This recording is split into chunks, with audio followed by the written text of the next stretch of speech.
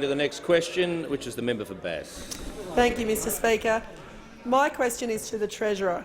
Will the Treasurer inform the House how the Morrison government is ensuring stability and certainty by combating the threat of the black economy, and is the Treasurer aware of any alternative policies? The Treasurer has the call again.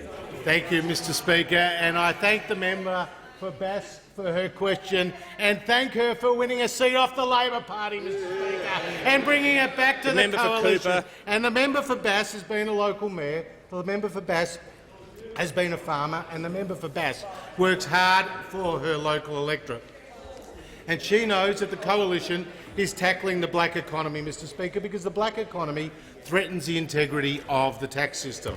It undermines community trust and confidence in our tax system, Mr Speaker, and it gives businesses and individuals who do not do the right thing an unfair competitive advantage over businesses and individuals who do the right thing, Mr Speaker.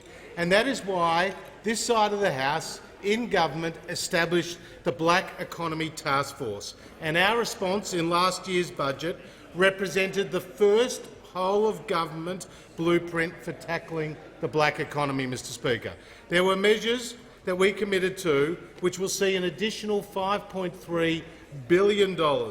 That is money that will come into the budget to the government to spend on schools, to spend on hospitals, to spend on aged care, to spend on services, Mr Speaker.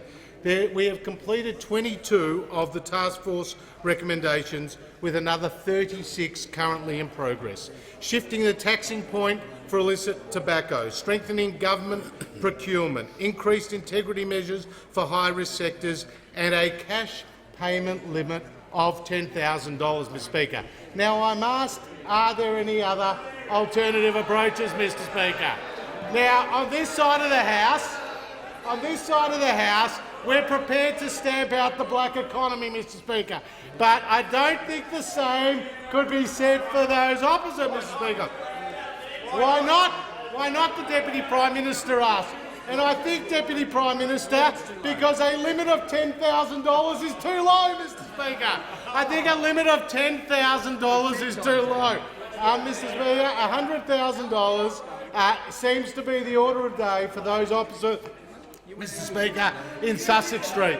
And the reality is, stamping out the black economy requires us to stamp out big cash payments, whether it is on High Street or Sussex Street, Mr Speaker. The reality is we are tackling the black economy, and as a result, more money is going into the education and the health services that governments importantly provide, and more confidence and more trust is ensured in the Australian tax system from all Australians.